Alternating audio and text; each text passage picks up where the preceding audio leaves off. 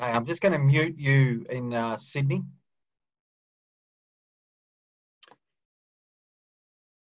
Well, welcome, folks. We can see that there's a couple of people already joining in to participate in today's, the 10th of our webinar series.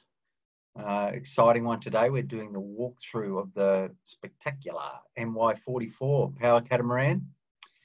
We're just, as we do each week, excuse me, as we do each week, we're just going to take a couple of minutes to let the ticker fill with the registered participants. That's happening fairly quickly as we speak. So won't be too long and we'll get started with today's presentation. With us today, we've got, I've got them muted at the moment, the boys on the dock there in Sydney, but we've got Marcus Ashley Jones is going to do the walkthrough of the MY44, and helping Marcus Ashley Jones, who we'll call Madge for today, is Marcus Overman, who's in our office on the Gold Coast. And so together with Marcus, Madge and myself, we'll be showing you this spectacular MY44 power catamaran today. So we've got a few people who've joined in there. What we'll do is we'll just flick through the screen here. And while we're waiting, as we always do, we just remind everyone of our next and upcoming webinars. So we've got First Aid for Cruising on the 28th of August, so in 2 weeks' time.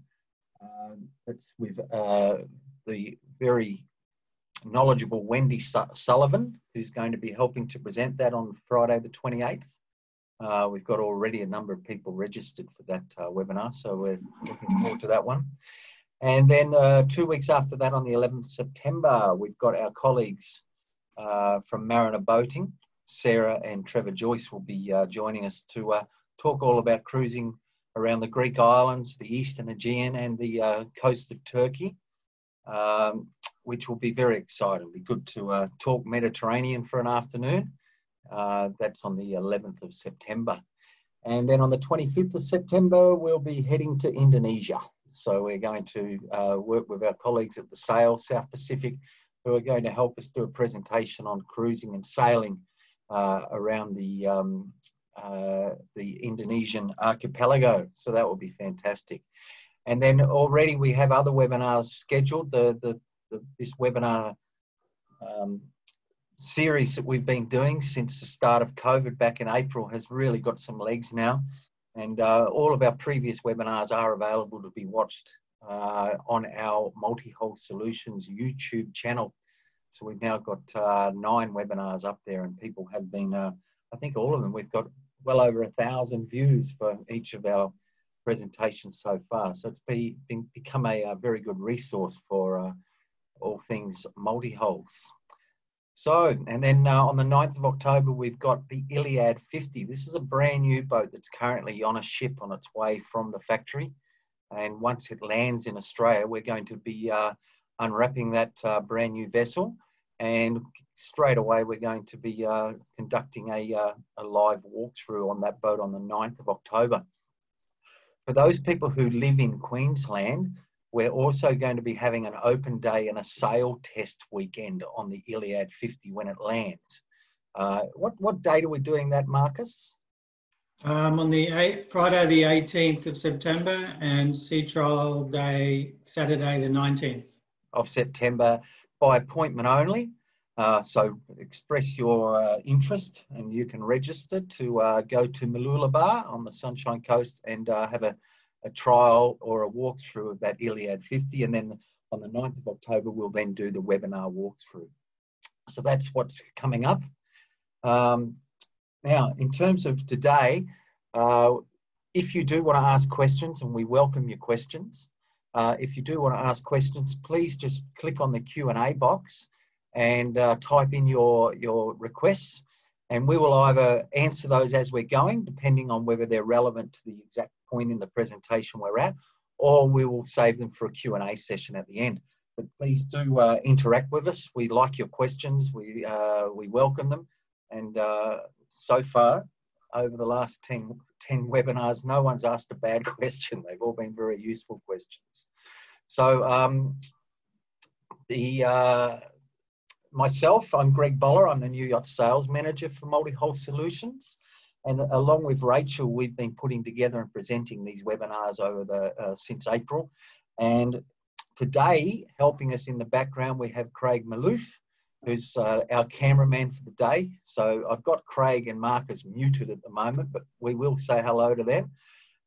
So Marcus, just before we cross over to Marcus Ashley Jones, to Madge, just if you could introduce yourself, that'd be great. Marcus Overman. Hi everybody. Thanks, Greg. Yes, I've been working in the industry for many years and concentrating mainly on powerboats. So I've been with Multihull for about 12 months now, and I'm focusing solely on their motor yacht range. So that's the Fountaine Pajot. They have a range of from 37 to 40 to 44, which we'll see today, up to 67 is their big flagship in the motor yacht range. So there's all different sizes for all different experience levels and practical uses. So on top of that, we also represent the Iliad range. So they're power cats, a bit more longer range for more offshore cruising. And they start at 50 foot and go up to 90 foot. So we have a good portfolio of motor yachts within the company, and I concentrate solely on them. So if anybody needs any information after this, you can have my details and we can start talking. Very good. And then what I'll do is I'll just introduce Marcus for him before we turn our videos and often cross over to the guys there. So Marcus Ashley Jones, or Madge as we call him, he's our New South Wales sales manager and runs the office in Rushcutters Bay, right beside the Cruising Yacht Club. And he's been also in the industry for a number of years. And as well as selling boats, he's also a very impressive active sailor and mariner.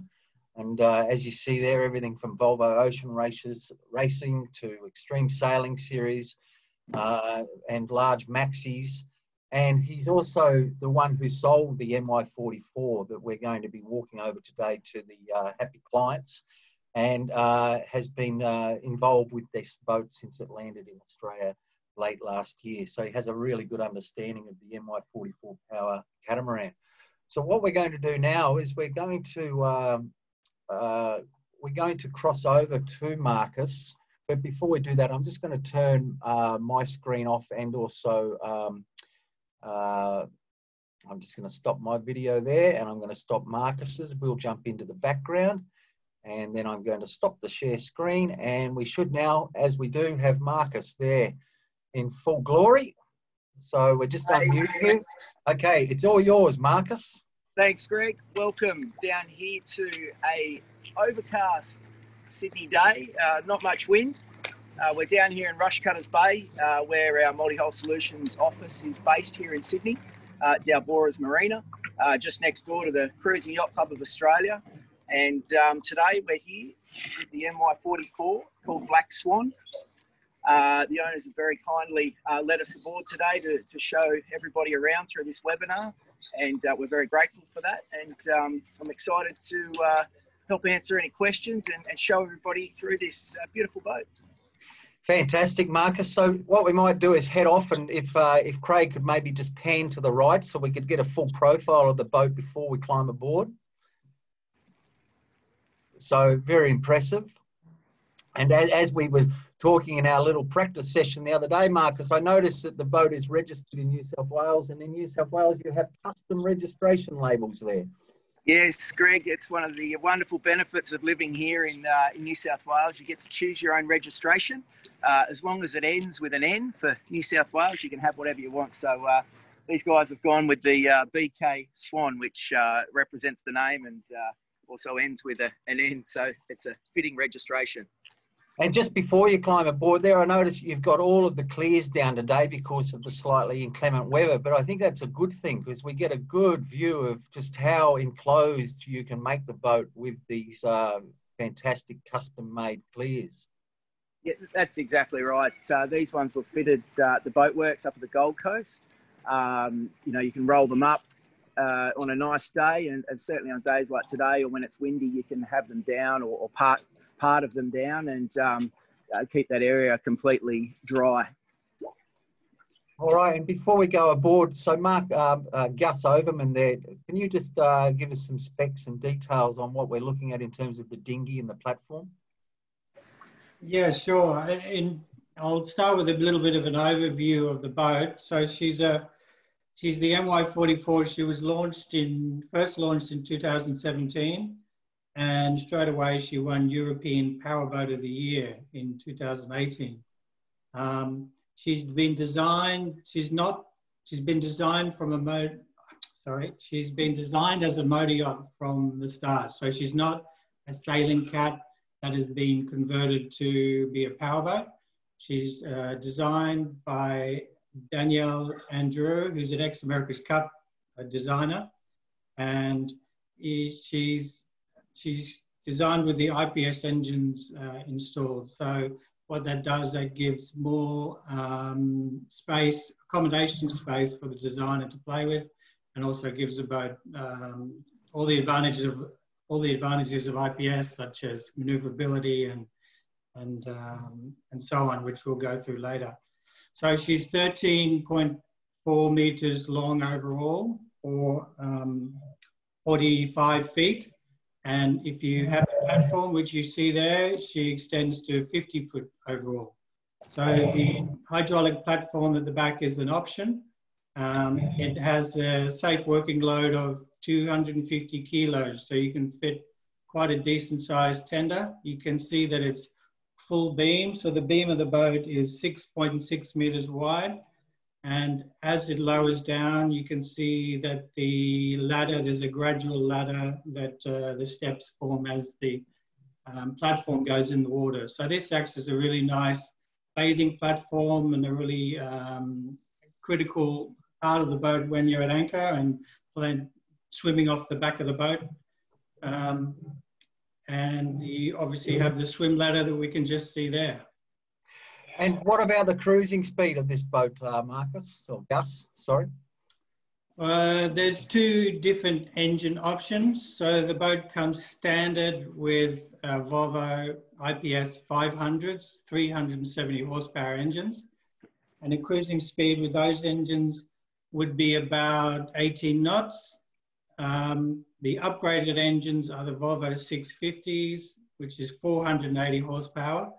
And the cruising speed jumps up to about 21 knots. Okay, thank you very much.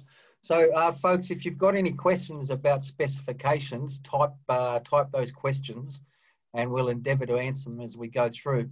But that's great, Marcus, to get a summary of the specific details of the boat. And now what we'll do is we'll hand over to Madge and let you give us a walkthrough. Yeah, absolutely. Come and we'll step aboard. I'll just help our cameraman Craig come aboard there for a sec.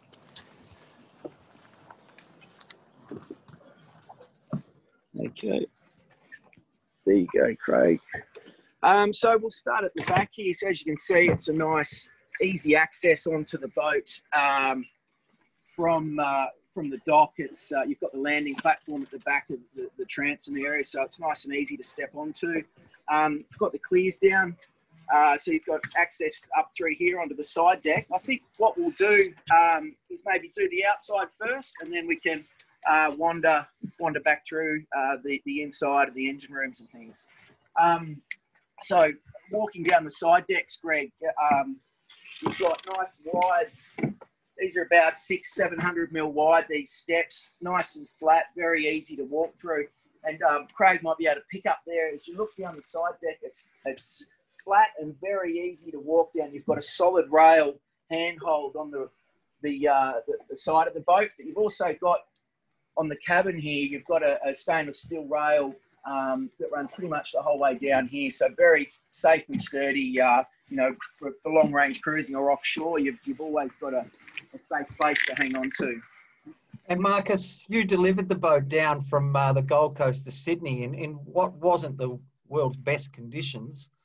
No, the owner, Andrew, and I, we picked this up, and I think it was March. It was just before COVID-19 hit, I think, a week or two before, and we left Gold Coast Seaway.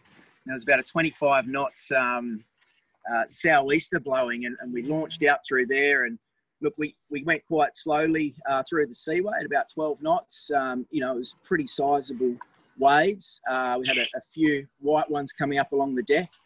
Then once we got out, we sort of took a while to build up to, you know, our cruising speed of sort of 18, 19 knots.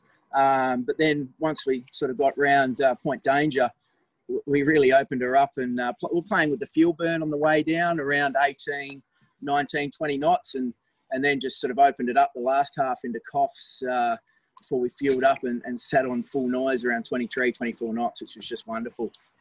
Very good. And I'll get you later on to give us some information on fuel burn, Gus. Yeah, absolutely. So we are in the front cockpit area. So what we've got the cushions here. These lift up into a nice sunbed. I'll lift these up, so sort of sit out here. What you might notice, Andrew and Melanie, the owners of both, have customised theirs. They've actually put these stainless steel holders here, and they've got a nice umbrella which sits over this area, which I thought was a really nice touch they came up with themselves. Once you come up to the foredeck area, you've got storage in these lockers up the front here. We'll come back to opening those ones, but there's a reasonable amount of storage in there. You've got your stainless steel ultra anchor, where you can control from the front, or up at the either Helm Station, you can control the anchor from. I can just see straight away, Craig, Gus, Madge. I can just see straight away that the boat is a perfect boat for Sydney Harbour, for Moreton Bay, for the Whitsundays. It's just a really good boat to cruise the Australian coast, yeah? It is, yeah. It's really easy. It's the kind of boat you can operate comfortably with 2 people, but you can have a, you know, a full party aboard of 20 plus people, and there's room for everywhere to go, you know, for a New Year's Eve, watching the fireworks or something like that. So here we are in the front locker. We've got the fenders stored up here. You've got a water tank here. Huge amounts of chain, spare anchor. They've got some additional deck chairs stashed away here. So it's a really big locker. It's sort of 5 feet deep. It comes standard with that step that you're positioned on? Absolutely, yeah. That's a really clever... A neat little step here that you can climb in on there. I'll just close this one down. Yeah, I'll add that the storage in there is huge. I mean, it's a great place to keep fenders and lines, as you saw.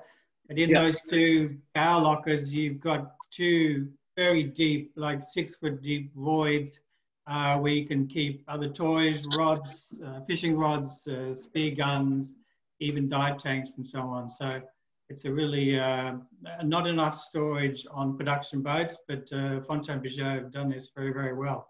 Then while we're up here, you can see we've got access to the one of the guest cabins. You've got a hatch here which lifts up, then also through into the shower for the owner's cabin over here on the port side. And this is a access cabin through into a sort of storage area, or a small guest sort of child's cabin, we call it, which we'll come to later. But you can actually get access down into the boat through this hatch and through, and you're in the main saloon area. So I guess I'll throw it back to you guys. Is there anything else here that we can point out? Yeah, just I've just noticed, actually, we do have a question there. So all your deck hatches are flush. So that's, again, it's not, there's no tow killing on this boat, is there? No, there's not. There's not. And yeah, it's quite flush, and there's the solid rails the whole way around, which makes it really safe and nice to grab onto. And while you're in that area there, what about the wiper arrangement on those windows? Yeah, there's, as you can see over here on the helm. Let's see if we can get in there, Craig. There we go. Yes. Yeah, got a wiper here. Which will, you know, clean away any salt spray, and there's actual water water jets too to wash away the salt if it crystallises on there as you're going along. But look, under normal passage, there's not a great deal. You know, you could be running through a chop on this boat, a reasonable sized chop, and you don't get much spray up over the top. It's quite a dry boat, which we can come back to later. It's got some really smart steps in the hull. One, to get the volume in the cabins, but a nice efficient hull shape in the water, and two, to keep that spray down, so you don't get a lot of spray over this boat. And notice that that brow that you're leaning on there, Marcus, that gives the helmsman, keeps the sun out of the helmsman's eyes in most conditions, and keeps the saloon nice and cool. Yeah, absolutely. It's it keeps the saloon really cool. You've got a good lip there, which keeps a lot of direct sunlight out. But if the sun was low, then you've got blinds on the inside too. You can pull down. Very good, Marcus. Sorry, Madge. If you could wander back down to the cockpit. Yeah, absolutely. It's locked. Let's come this way. So I'll just show you that on there as well.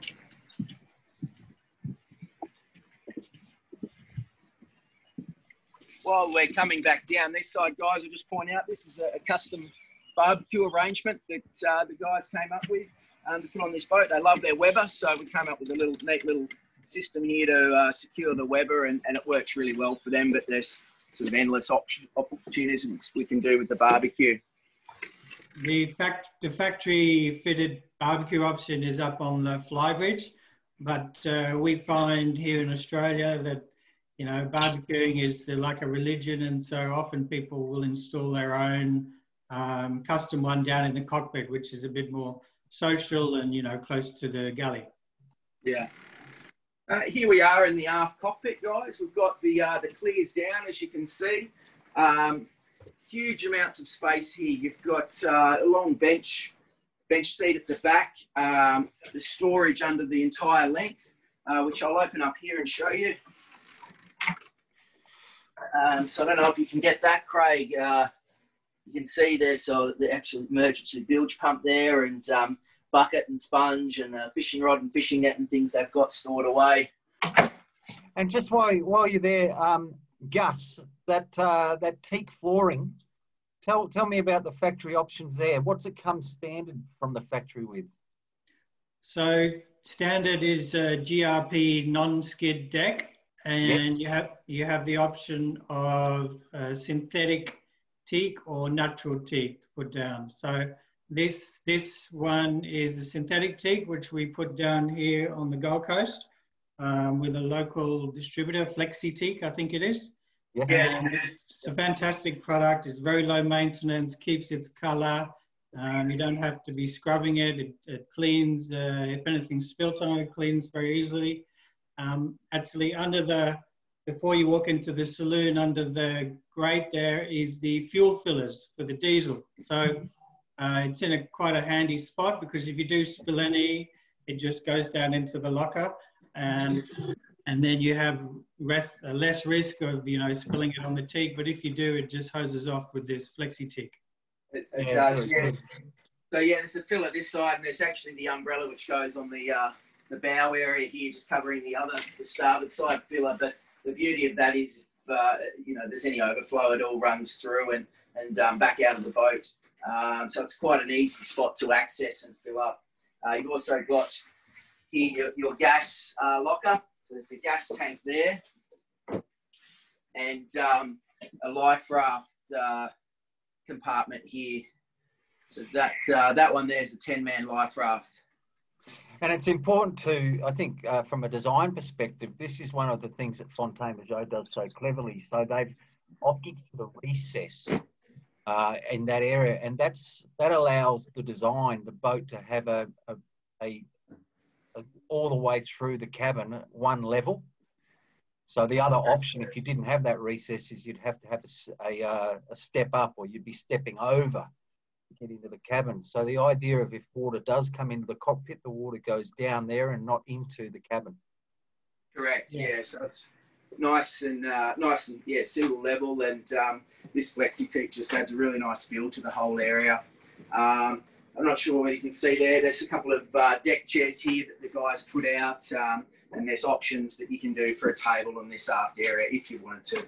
So Marcus, there's also an electric awning in the back, is that right? Yeah, there is. I'll see if I can get it to go up and down. So I'm not sure, Craig's got it there on the screen. That's a sun awning, which is, you can see, push of a button, it just drops down. You can put it halfway or back up. I'll put it back up again now. So that comes all the way down and just blocks out the sun if you was in your eyes while you're having a nice red wine in the afternoon and the sun got a bit low. Okay, so where did we want to have a look next, Gus? We can jump straight down into one of the engine rooms, possibly. Yeah. Okay. No problem. I'll use the starboard side here. Notice the oversized engine access. It's really is great on these boats. And just a comment, Craig, on the camera, you're doing a fantastic job. Well done. So yeah, here we are on the starboard side. I'll just walk down in and give you a sense of the size of this this engine bay. You've got the arched ladder here to give you access down into it. I'll sit down. As we were talking about earlier, the boat comes with the IPS drives. Here you've got the IPS 600s, which is the upgrade. I believe they're now 650s, are they, Gus? Yes. Correct. That's right. That's right. Yeah, 650. So, look, you know, things you're looking for in an engine bay is easy access, ease of access to water strainers, you know, fuel filters, dipsticks, and then what we've got here is the other technical equipment for the boat, which I'll grab the camera and sort of give you a pan around once we're in here. But look, as an overall sort of view of this boat, it's this engine bay, it's quite wide in here and very easy access. You can get the whole way around the engine quite easily, walking without climbing over anything or anything. Also, being IPS, well, first of all, being a catamaran, you have one engine per engine room. So if you're coming from a monohull motor yacht, you'd be used to two engines in the one engine room. So having them split like this keeps, you know, the noise inside the boat a lot quieter. And also using IPS drives, because you have the gearbox or the pod under the water, you have less vibration and less noise. So that's another one of the advantages of the IPS.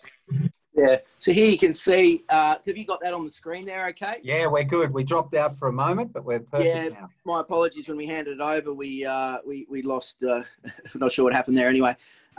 So here we've got the IPS unit. So it's, you know, you can see it there, it rotates around. You've got your exhaust system running straight down into the unit there. It's very quiet. I'll just pan across. Over there, you've got your air conditioning unit. There's your raw water strainer for the air conditioning. Fuel filters, raw water for the engine. So you can check that quite easily. You don't actually ever need to come into the engine bay. You can just lift it up and have a look from the deck. There you've got a genset. That's stainless steel box you can see. That's the genset there. Gus, if you wanted to elaborate. Yeah, that's a Fisher Panda 10 kilowatt genset. And then, so that powers a few things on the boat, the air conditioning if selected, water maker if selected, the electric cooking hobs if they're selected. You have the option of gas or electric here. But the boat also, in the port engine room, the boat also comes with a 3,000 watt inverter. So most of the items on board run through the inverter. It's just the high powered appliances like aircon and the stovetops that we run the generator on.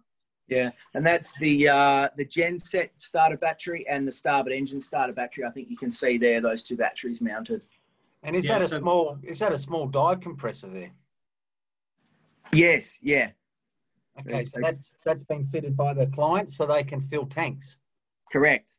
Diving enthusiast. I think there may be a factory fitted one, so there is an option for that at the factory. And with the dive tanks, there's neat little racks that attach to the transom of the boat. You can clip in 2 tanks with a filling hose that comes out of the engine room. And then when you're not using them, they store up in that front locker that Marcus showed us earlier. Yeah. And that's engine room suppression system there? Correct, yeah, a little fire suppression number there. So that's one of the ones where you shut the hatch and you clear the space and then you let it off, yeah? Correct, yeah, yeah. So you've got your inlets there. This is looking down into the bilge. That's the lowest part in the engine bay there. So nice and clean and tidy on this boat. And then I'll just give you a sense down this outside edge of the engine.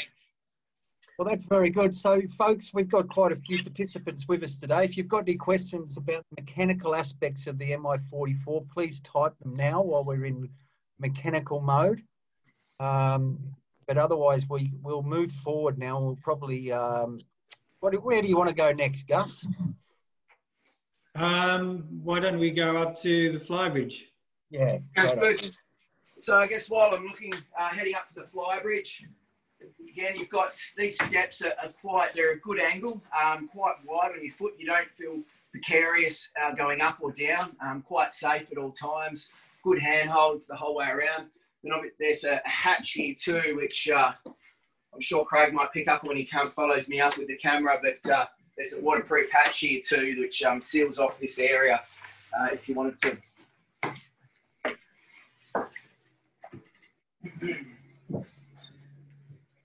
So come on up, Craig. And just while they're walking up there, Marcus, Gus, what's the sound system there? You've got the choice of Bose or not?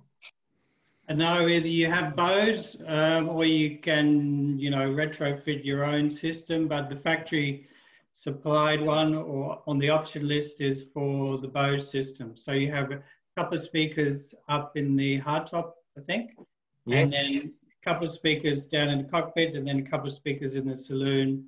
You can also opt for the audio system, Bose system in the master cabin and guest cabins if you wish.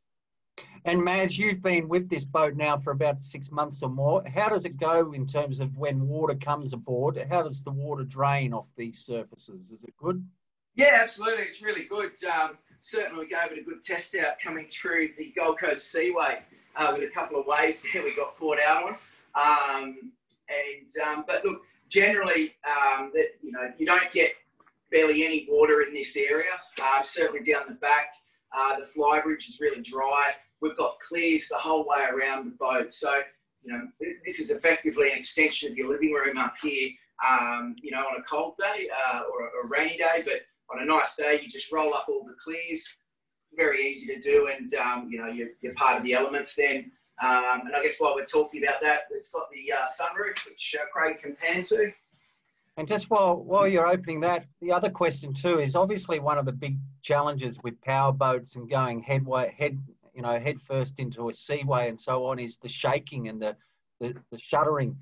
How do you find the MI44 into a seaway? Like, do you find that the roof above you is a shaker, or is everything quite solid? It was really solid, to be honest. Like with any new boat, when you sort of get out and put it through its paces the first time, it doesn't matter what boat it is. There's always a certain amount of settling. A few little cracks and creaks here and there, but nothing that is alarming. And then certainly once we've sort of been going for 10 or 20 minutes, it's quite a quiet boat when you're inside.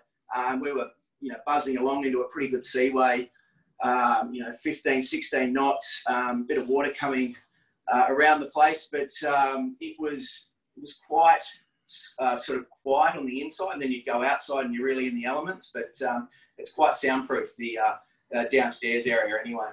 Very good. So I'll just slide this over. Nice and easy there. Got a sunroof here. Then we've got a sunbed over this side, guys. I'm not sure whether Craig's got it there on the camera. It's got a few options here you can do with the way you set it up. So you can have it set as a little seat. So the boat comes standard with a single seat at the helm station. Andrew and Mel went for the double seat, which is a nice upgrade they've done there. And that was done here on the Gold Coast, wasn't it? Correct, yeah. I'm not sure who our operations manager, Nod, organised it, but it's a good seat, and you can lift these up if you wanted to sit a bit higher. You know, it's quite a versatile seat, quite comfortable for two people. You can get a double helm seat at the factory, but it's 2 bucket seats, so it's a different style to the one you got there. Correct, yeah. So I guess if you're happy, I'll just roll into the layout of the helm station here. So it comes with the Garmin system. You know, the Garmin's great. It's really intuitive. It syncs with your iPhone or whatever phone you've got and your tablet. It's a great system. You can control a lot of things around the boat just through the Garmin system. So, you know, for someone that's not big into electronics, it's quite easy to use. But for someone that is, there's a lot of features there that you can really unlock and spend a lot of time playing with. And yeah, if anyone wants to elaborate on that.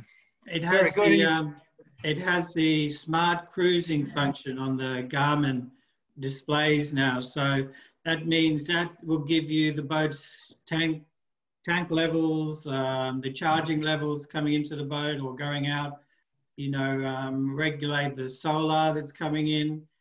You can even turn the lights and the fridges off on the smart cruising. And you can also download an app, the Garmin Smart Cruising app on your iPad. If you have an iPad dedicated to the boat, so you can be sitting in bed and you can operate the boat from there. So it's a cool little function. And then sitting there where you are, the visibility is fantastic, yeah? Yeah, so I'm sure Craig can capture it there on the camera. So I'm here seated at the helm station. I can see both forward areas of the bow there. I can actually see quite easily over the side down to the dock for when I'm docking. And then just with you can stand up easily and you actually catch that starboard quarter of the boat if you're standing and using the Ips Drive with one hand. And then also from the helm station, standing up, I can actually glance back down to the port quarter too. So from this one commanding position, you can actually see every corner of the boat, which makes life really easy for docking. And I guess the thing, one of the real standout features of the MY44 is the docking easeability of the IPS. So Craig, if you want to come around here to the IPS drive and the Volvo control center. So what we've got here is the IPS drive. So once you're coming into the dock, you just flick it over to the drive here and you can spin the boat with your 2 fingers. You can rotate, you can move it sideways, forward at an angle. It's just a real easy system to use. You know, an 8-year-old could dock this boat quite easily first go, no issues at all. Very good.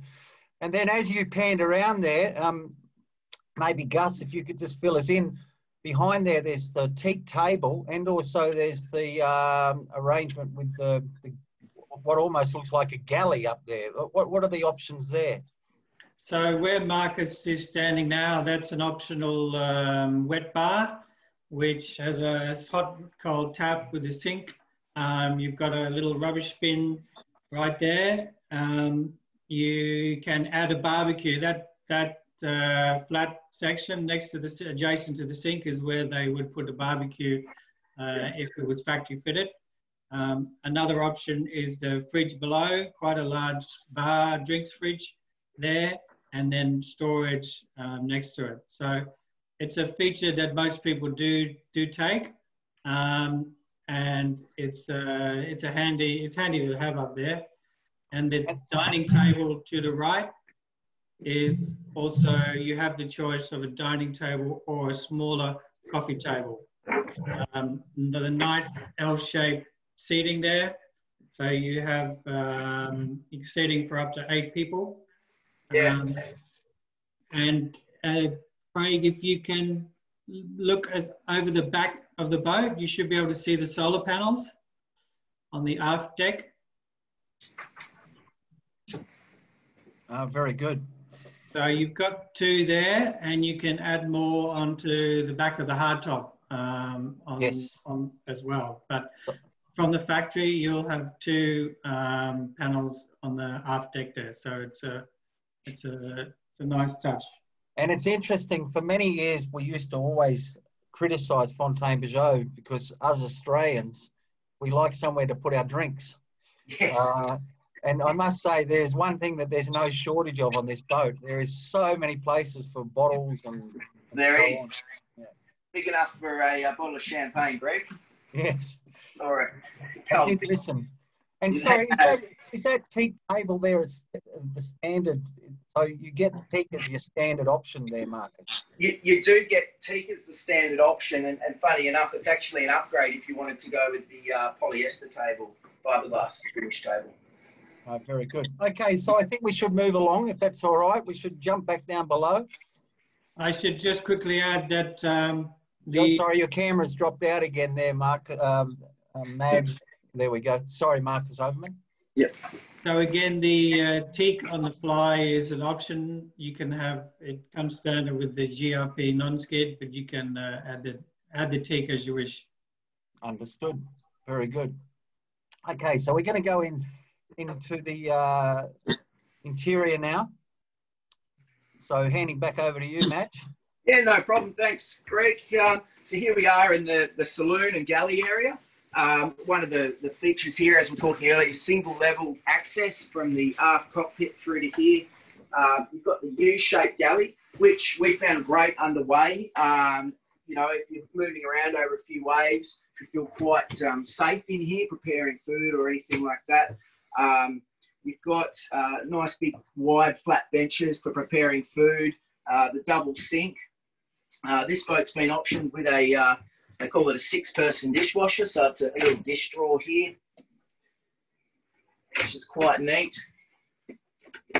Got a full-size oven. So if you were to go ice maker as well, where would the ice maker be positioned, gents? The ice maker.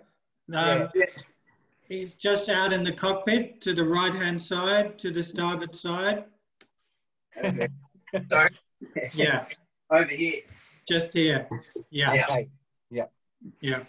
And that door that we see next to the galley, that actually slides all the way open to the port side. So you can have the full opening galley. Yeah. Correct, yeah. I'll move it across shortly.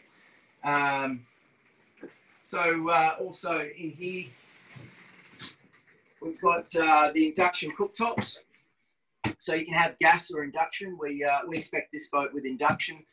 No shortage of power when you've got a gen set on board and solar. So that was why we went with that.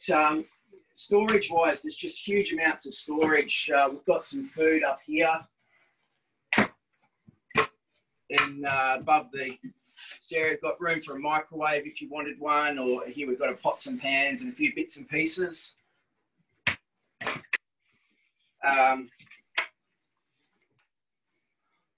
You can grab that one there, Craig. More storage in here, quite deep. These ones are there. They'd be a good 600 mil deep. Your cutlery drawers, all soft close, of course. And then you've got more your usual under the sink storage with your cleaning products and some olive oil. And then again, a nice little neat bin where you can drop things down through the hole. And you've got access to a good sized bin under here. So the standard, if you don't select anything for the galley, it'll come with a 4-burner gas stove, and then you can select to add a gas oven if you.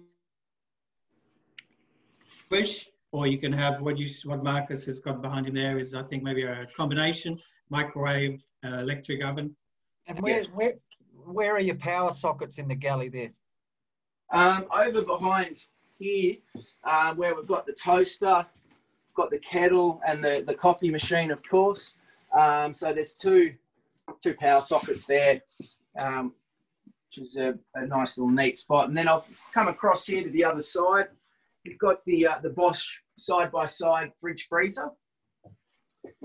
So access to water and ice again on this side without having to open.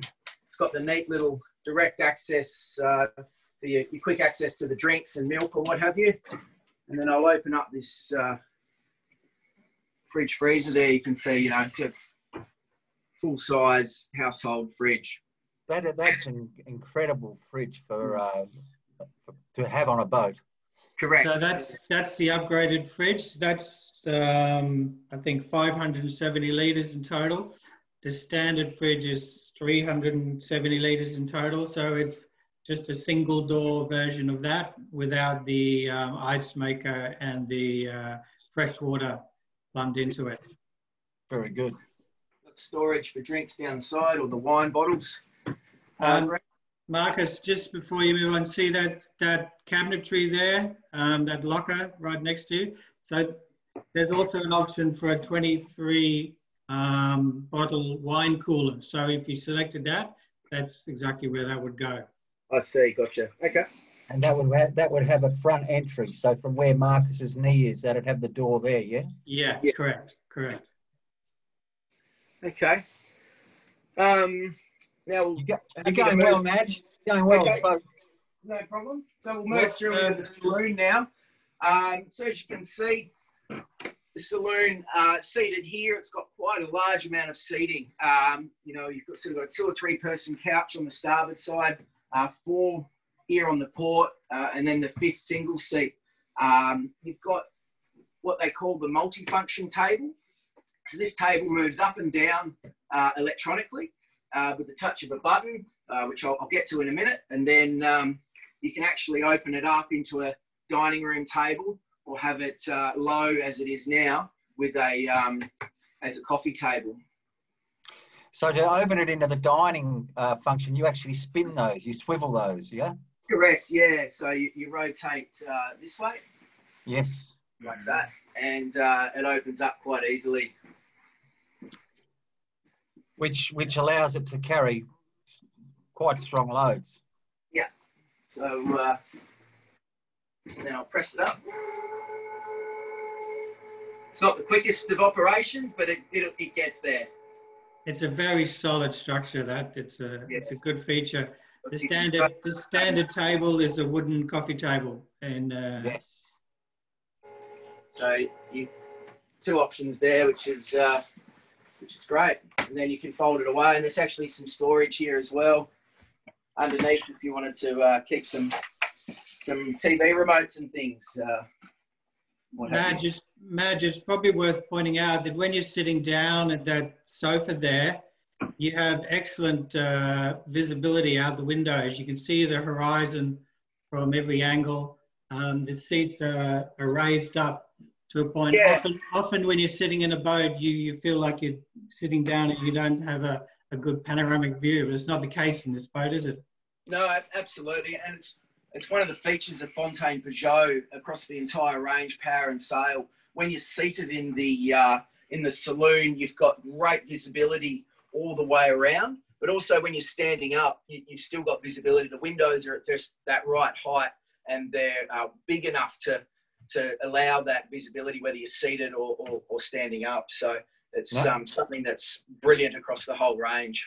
Now, I'm just going to interrupt for a minute and explain to people who are viewing the flashing light that you can see. Marcus and so Madge and Craig won't be able to see that. It's something that's happening with our camera because of the LED lighting around the outside of the boat, just like when you try to video a computer screen. So it's not a fault, it's just the LED comfort lighting. Okay. Yeah. Do you want me to turn off the lights or? No, it's okay, just so people don't think what's broken. Okay, too easy. And while we're talking about the windows, There's cross ventilation, so you've got windows that you can open up on either side of the hull here and allow a bit of wind through if you're not running the aircon for the day. That window there near the Helm Station obviously acts as for communication from the captain when you're anchoring or pulling into a berth, so it's nice to have also. Yeah, exactly. So basically, this nav station is a full repeat of the one up above, yeah? Yeah, correct. So yeah, your same Garmin system, obviously interlinked. You can roll through whatever you want to look at. Go to your favourites. Can show you where we are here in Rushcutters Bay. You can see that that's the AIS picking up all the other boats around Sydney Harbour. This is Sydney. I'll just turn the orientation around.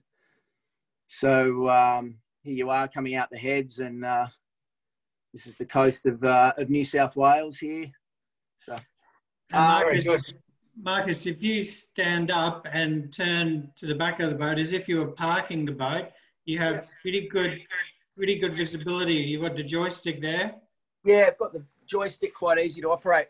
Just one hand, and then you can see back. You've got good visibility to both corners, back both sides. So it works well. Okay, so listen, gents, I'm going to have to just move it along a bit. Because we've still got a couple of cabins to go, and we're getting close to our time limit. So what about that little cabin up underneath the Helm Station there? Yeah, so this is what we call, you can fit this out as a storage locker, or a it's big enough. You could sleep an adult in here, but it'd probably be a little bit tight. But it's got the mattress and a light here, and it's a good sized cabin that at the moment these guys have got all sort of bits and pieces stored in here. And then, as we spoke about, you've got your access through to the forward out there to the foredeck. Very good. Okay. So can you take us down to the master cabin? No problem. And on the way down, you can show us the switch panel and also the washing machine. Yeah, absolutely. So the owner's cabin's on the port side. You've got access down some stairs here. Down the stairs, I'll let Craig come down and he can show you through the control panel. And I might let Marcus Overman talk you through what some of the switches are there. Yeah. Yeah, thanks, Marcus. So that's just your switchboard for all systems on the boat, from the generator start and stop to the water maker, the inverter monitoring, battery monitoring system, analog fuel gauges, etc. And then you've got your DC side, so from the fridges to the lights to the electric flush toilets, they're all there at easy access. Very good, thank you. All right, and Craig, I'll get you to spin around. Here we've got, just before you come into the owner's cabin with the door here, you've got the washing machine. This is a washer-dryer setup. So that's an option. And then you've got your good huge cupboards here on opposite. You can keep linen in, or these guys have got some drinks and things. So it's a nice little area, and another nice bench area here to sort of stack some washing on if you needed to. No shortage of storage. No, that's not great. So here we are in the owner's cabin. As you can see, huge head height. I'm about 5'9" to give you an idea. So lots of head height. There's a great deal of natural light through this huge window here, which you can open up and have some fresh air if you wanted to. Then you've got a semi-island bed here, so it's easy to make, easy to hop in and out of. And one of the features is, as you're waking up in bed, and you can look out this window here, and you've got a great vista out this port side of the boat. It's actually 15 square meters, that owner's cabin. So that's comparable to some 60-foot monohulls for the owner's suite. Mm. And if you could jump forward, Craig, and just show us through the bathroom. While he's doing that, Marcus, the carpet, is that a standard feature? No, that's an option, and that's something, because we've been doing this for so long, some of the items on the option list, we will guide you through, and some of them, like putting the carpets in, are actually cheaper to do here locally. So things like that, we try to save you money wherever it's possible, and then you have a better choice of colour of your carpet as well. And while we're there, just chat us through the freshwater toilets and so on there. So the boat comes with the freshwater on the master side, freshwater electric on the master side, and then you can choose to add it to the 2 toilets on the starboard side in the guest accommodation. And obviously with the water maker aboard, the old water capacity isn't a problem, but with what is the standard water tank capacity? It's 700 litres of water. Yep. And most people would choose to add the water maker these days. And above your head there, Craig, you've got a hatch there that really helps ventilate that area, yeah? Yeah, that's a great hatch. You open it up, you can drive a lot of fresh air straight down into the owner's cabin through here. And all of those hatches have fly screen and shade screen, yeah? Yeah, correct. Just get Craig to come back through and I'll show you there's a huge amount of storage here, full length hanging lockers. I'll just show you into this one, Craig, grab a bit of a sense of what's there. So that's full length. You've got a safe up there, and you've got another big locker in here. His and hers, really. Exactly. More storage, a little sort of vanity area. You can put your bits and pieces in over here. A desk with a small ottoman. Another locker up here. And what I do like is on the outboard side there, the fact that they run the gel coat surface up before they start the wall paneling. So it's almost like a kicker. Mm. Yeah. There's also storage, more storage underneath the bed as well. So there's sorts of storage on board. Yeah, on either sides. And then you've got the little drawers down here, which again, soft close, control the air conditioning from here. So yeah, look, we go on about storage for hours on this boat. So that's great. So if we could jump up, and now we'll go across into the starboard hull and you can show us the guest accommodation.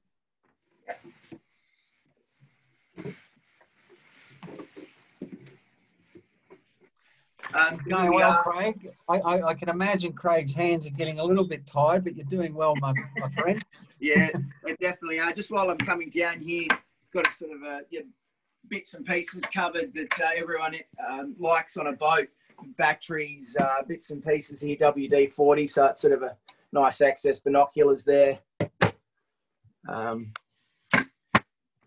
We've got that one. I'll welcome you down here to the starboard side. I'll start in the aft cabin. Which in itself, Gus, this was a monohull, that'd almost be an owner's cabin, wouldn't it? Well, that's right. If this was a 45-foot monohull, that would be comparable size for the owner's cabin. So you could argue that this has a large and small owner's cabin. Yeah. So I'll let Craig jump in the suite here for this cabin. So again, fantastic bathroom or head, and with its own shower cubicle again. So it's one thing on the boats is to be able to have this separate shower space. Yeah, it's hard to see from the video, but that's a really nice ensuite when you're on board and you can see for yourself. It's got a lot of space for a guest cabin. Yeah, it's really good. Okay, gents. So if we could I'll just point a few things out as Craig comes back through. Again, you've got some natural ventilation here with the window. The mood lighting under the bed, that's standard throughout the boat.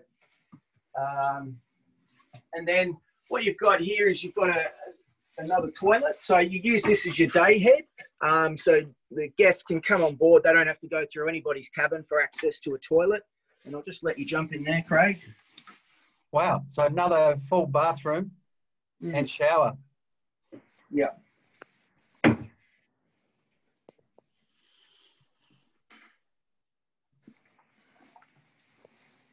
Very impressive.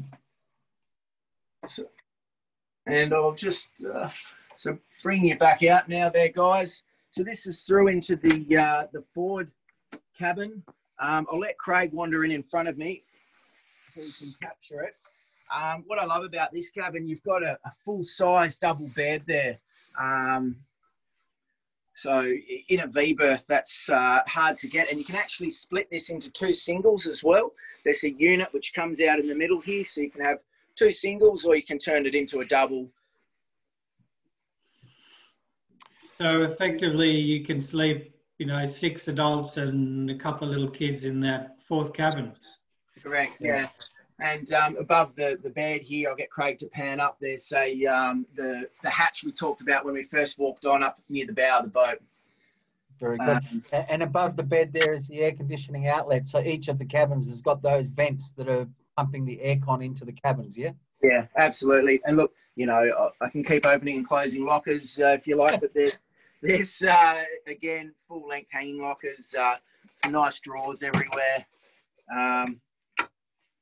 Another big, more storage there. That locker there is probably about 800 mil deep. So no shortage to hide things. Well, listen, gents, you've done really well. So what we might do is just let you sit down now. And so we've got, obviously everyone's still watching. We're going to be wrapping this walkthrough up in a couple of minutes. So if you do have any questions or if there's something we haven't shown you, you'd like us to show you, just let us know now. So we'll just give another minute or so just to check if we have any questions from viewers. Yeah, I'll just show you how the door works while we're yes. Craig can take a seat and rest the camera on his knee.